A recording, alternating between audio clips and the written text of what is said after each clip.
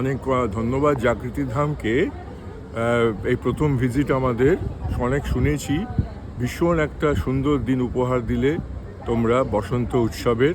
আর যেটা আমি স্টেজে বললাম যে তোমরা ইয়াং জেনারেশন, পার্টিকুলারলি নারীরা, তোমরা মেয়েরা কন্যা সুলভ এত ভালো কাজ করছো আর বয়স্কদের এত সুন্দর সেবা করছো, এটা একটা বিরাট ব্যাপার। কারণ সিনিয়র সিটিজেনদের হ্যান্ডেল করা খুব ধৈর্যের দরকার, সেটা তোমাদের মধ্যে আছে, এমপ্যাথেটিক অ্যাপ্রোচ। সেই জন্য অনেক প্রীতি, শুভেচ্ছা, ভালোবাসা জানাচ্ছি, ভগবানের কাছে প্রার্থনা করছি তোমরা ভালো করো। আর খুব সুন্দর জাগৃতি ধাম, নিশ্চয়ই আসবো আবার। আমার একটা কার্ড দিয়েছে পারফরমেন্সের জন্যে, তো রিডিম করে দুদিন নিশ্চয়ই থাকবো। পরের প্রোগ্রামেও ডেকো, নিশ্চয়ই আসবো।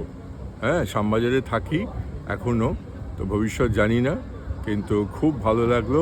আর শ্রী বলছো ছোট্টবেলা থেকে আমাদের যৌথ পরিবার, গান বাজনা নিয়ে সব হয়েছে। আমার মা ব্যক্তিগতভাবে লেখিকা ছিলেন, রাবেন্দ্রিক, খুব সুন্দর। আমার দিদিমার সঙ্গে রবীন্দ্রনাথের সম্পর্ক ছিল, ছবি আছে। তো রবীন্দ্রসঙ্গীতকে ভালোবাসি। আর আমাদের স্টুডেন্ট কলেজ লাইফেতে অনেক ছোট ছোট ক্লাব ছিল যেখানে আমরা গান টান করতাম। তো সেই সুবাদেতে এখনও করছি। আর এই আর কি। আমার বয়স কত দেখে মনে হয় নেহা?